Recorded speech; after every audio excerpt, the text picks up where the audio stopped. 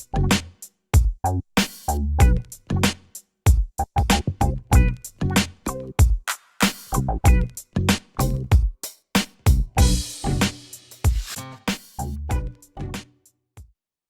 and now it's my pleasure to welcome the Executive Director of the San Diego African American Museum of Fine Art, Mr.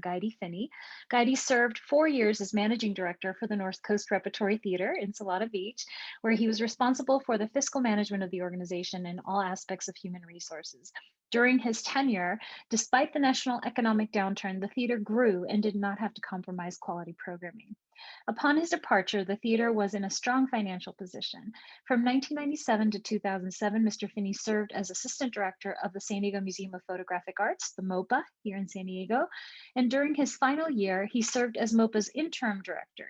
He served on the Port of San Diego's Public Art Committee from 2002 to 2008, which is when he and I met, and he chaired the organization in 2006. He is the former president of the board of directors for Balboa Park Central, a nonprofit organization tasked with the coordination of numerous institutions occupying the park and the visitors they serve. In 2014, the Balboa Park Central merged with the Balboa Park Conservancy. Guidi currently serves as secretary of the board of directors. In 2013, Guidi was responsible for reestablishing the San Diego, California African American Museum of Fine Art. And Mr. Finnie holds a bachelor's degree from Augsburg College, a certificate of the French language from Collège International Académie Française, and a Juris Doctorate from the William Mitchell College of Law. So welcome, Mr. Guidi Finnie. Hi. Hi. Hi, Susanna. It's been a while. Hi. Thank you for being a part of this. I appreciate your time. I tell you, it's been so long we've known each other. It's kind of amazing that we still are in the mix. Yeah. I'm an art warrior as you are as well, art warriors. Yeah, we are. The arts community is so small, you know, and it's just such an honor to know you this long. I was just reading your bio and realizing, oh wow, you know, we were back in the Port of San Diego days. So thank you, thank you again. I want to get right into it. San Diego African American Museum of Fine Art. Tell me about your museum. Tell me about your mission of the organization. Well, the San Diego Museum of Fine Art was started some years ago by Shirley Day Williams, and when she passed away, it just lay dormant. And back in 2014, I, myself, and a few other people got together to revive the museum. And we revived it because there has been a change, quite a bit of change since I first came to San Diego when we were first involved with the San Diego African American Museum, because the population shifted a bit. There was a lot more. When I got here in '93, for instance, there was Black radio stations and it was Black nightclubs, and all of that stuff's gone.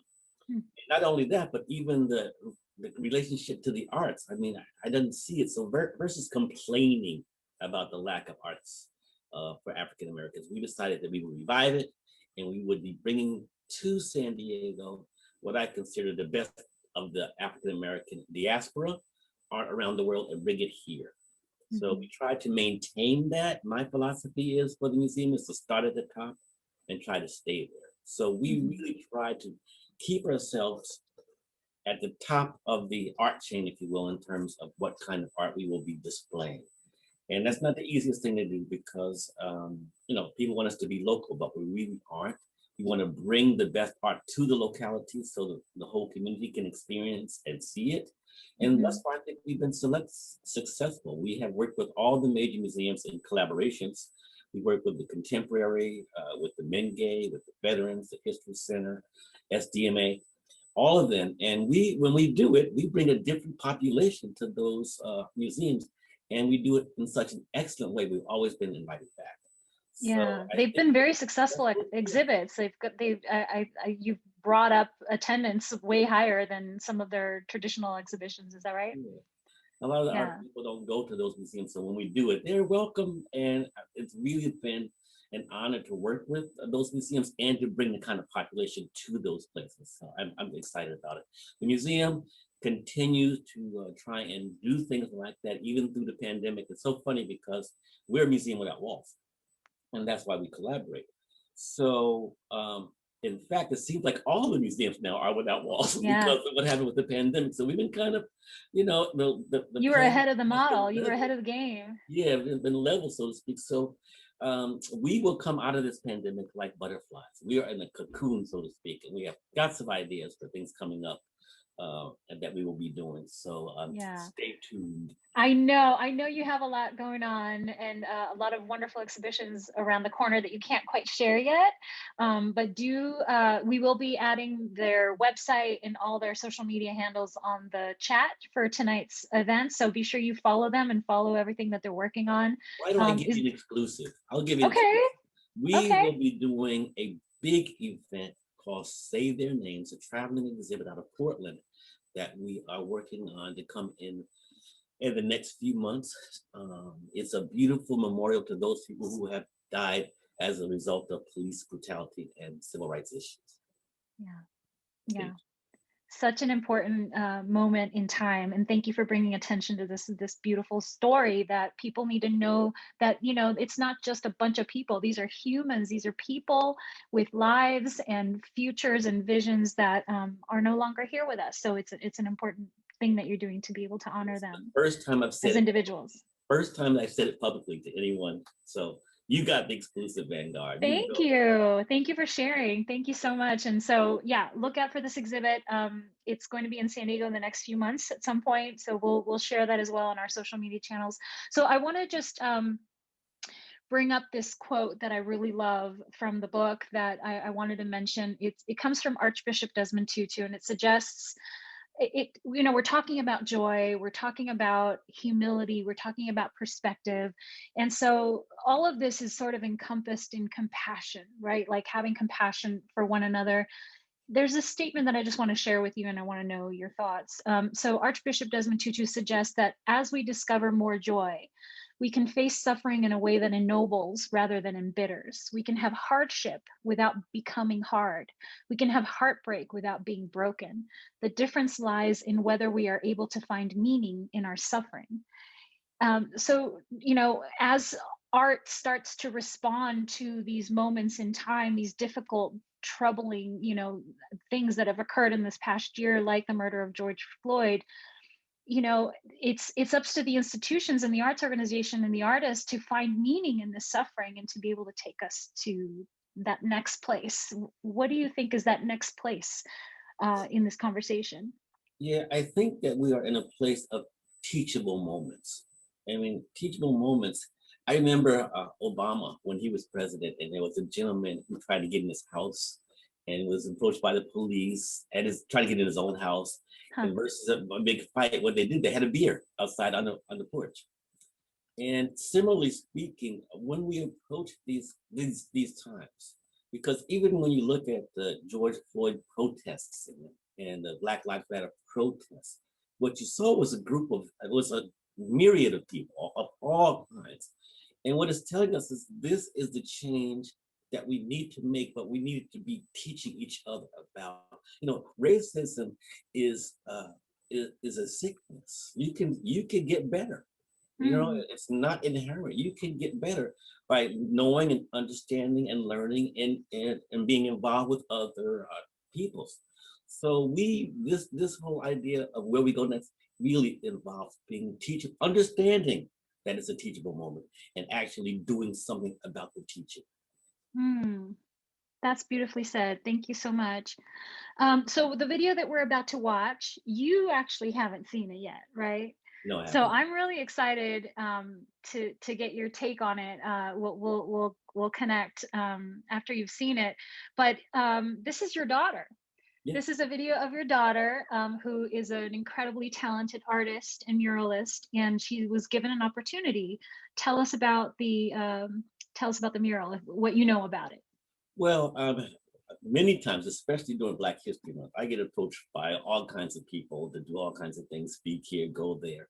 But also, I get approached by other aspects, by local artists and different things that could be happening. They want my opinion on, or my involvement, or our involvement, for that matter, for the board of directors. And so I was approached about a potential mural in Imperial Beach, where I live, by one of the residents. And I said, I think my daughter could really do that. And so Mhm. they met with her, and she decided, yes, she would do it. And as a powerful dad, I really stayed in the background after that. I wanted it to be her experience, her idea, her approach to it. And as I saw it, it was a very wonderful way she approached it.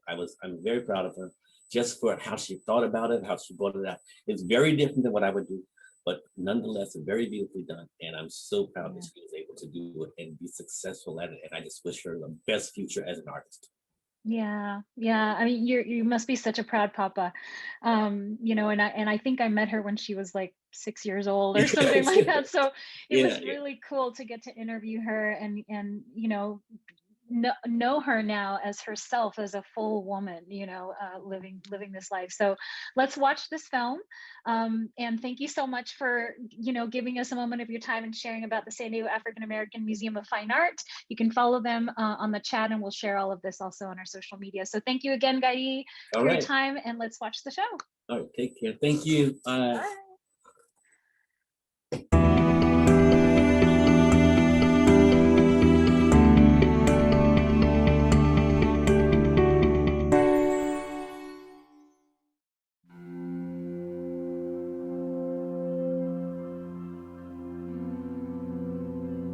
My name is Milan Finnie. I am from Imperial Beach, California, and I am 26 years old. I have been drawing ever since I was a little girl. I have these fond memories of laying down on the carpet in our house and having a drawing pad.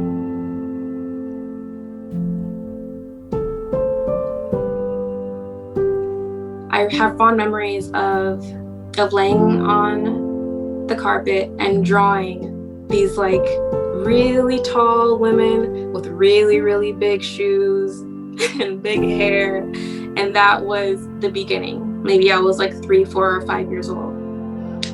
And as time went on, I explored a lot of different types of artwork. I always was using my hands. I always was looking at cartoons, and I found myself super fascinated with animation.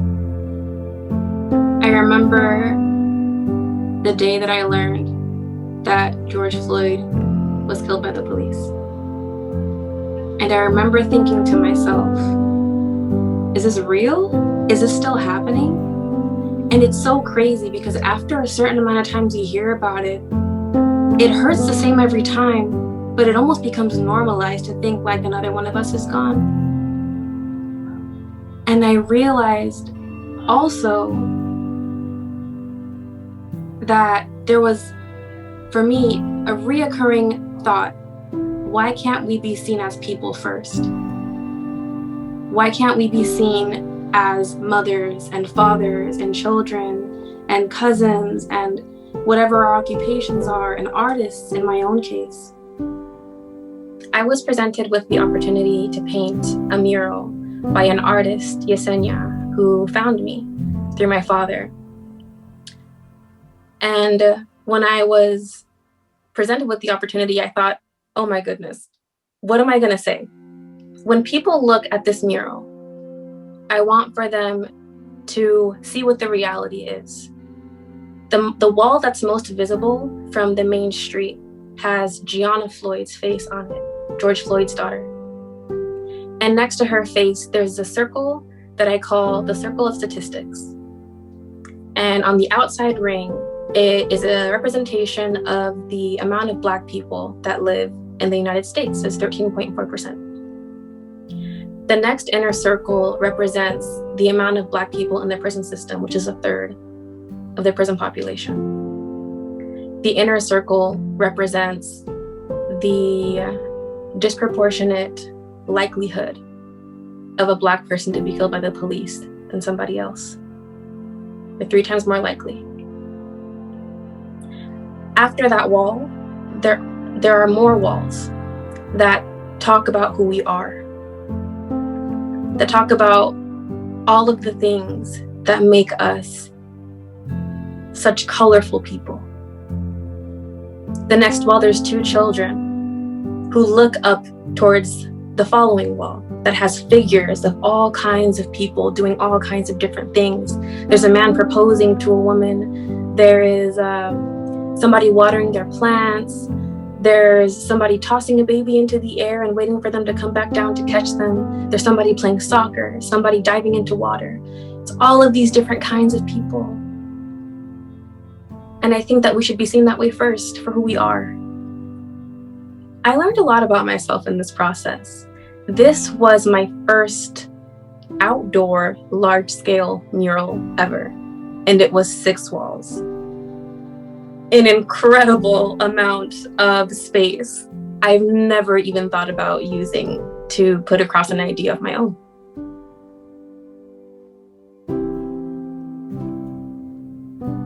I learned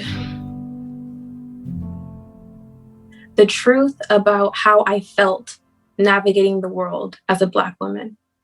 There are some things we just grow up knowing, especially as Black people. There are some things that just happen. You walk into a room, people just look at you.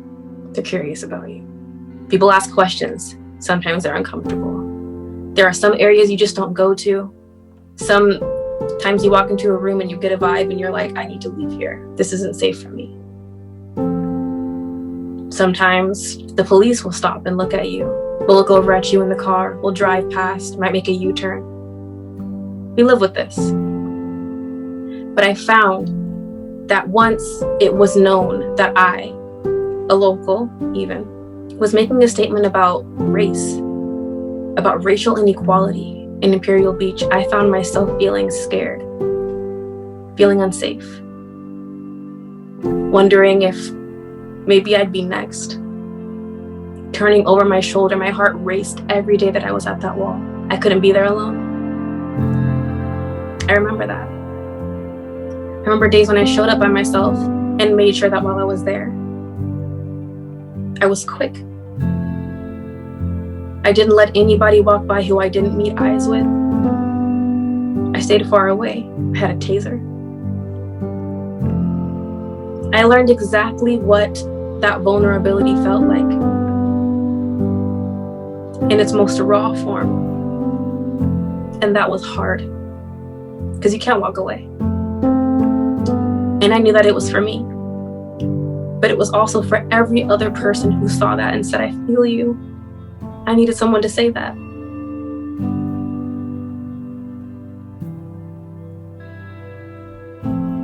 On the building that I painted, the State Farm building, Marcus, who is on the People's Alliance, who asked me to do this mural, had security put onto the building. He and his sister both, Tracy, had security, had cameras put on the building. And I remember one day they sent me a screenshot of a little Black girl standing in front of the wall, getting her picture taken by her mother with her family. And I was like, if all of this is just for that moment of her being like, look, somebody just like me, you know, like this is our truth and I'm here with it, you know, like that was worth it for me. That was really rewarding. Yeah, the amount of people who came to show support, who came to put their hands on the wall with all the handprints, that moment for me, because it was solidarity. And it just so happened that it was all the paint that we used. We only used like 6 colors on the whole wall. And so people could choose their color and put their handprints in whatever color they wanted. So it was also just by default, this combination of all these different people from all these different places and all these different colors coming together and saying, I'm here with this.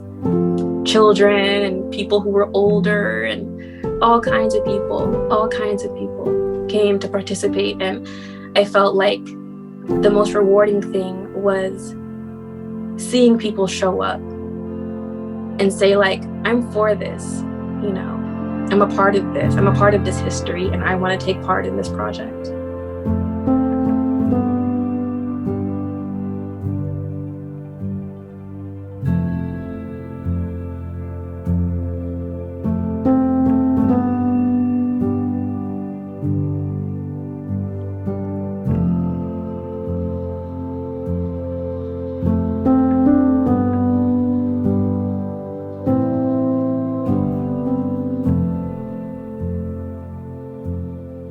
There are so many ways that people's perception of who Black people are denies us opportunities. And as a whole, I would like to see Black people feel like they can show up as they are and be accepted. I would like for Black people to be seen as human beings first. There are no things you can make assumptions about with Black people, and I would like for people to really begin to understand that. That's my hope, and everything else that happens after that is good. If you can see me as a person first, and we can move forward, everything that happens after that is good. We can figure out the rest of it. We can work out the rest of it. But first, see me as a person, and then let's talk. I'm very grateful to all of the members of the People's Alliance who gave me the opportunity to paint this mural, who supported me all the way through, who backed me up in moments when I was feeling anxious and made me feel loved. I'm also thankful to the city of IB and all of the community members that showed their support, and all of the donors who made sure that we had everything we needed to make this project happen in its entirety.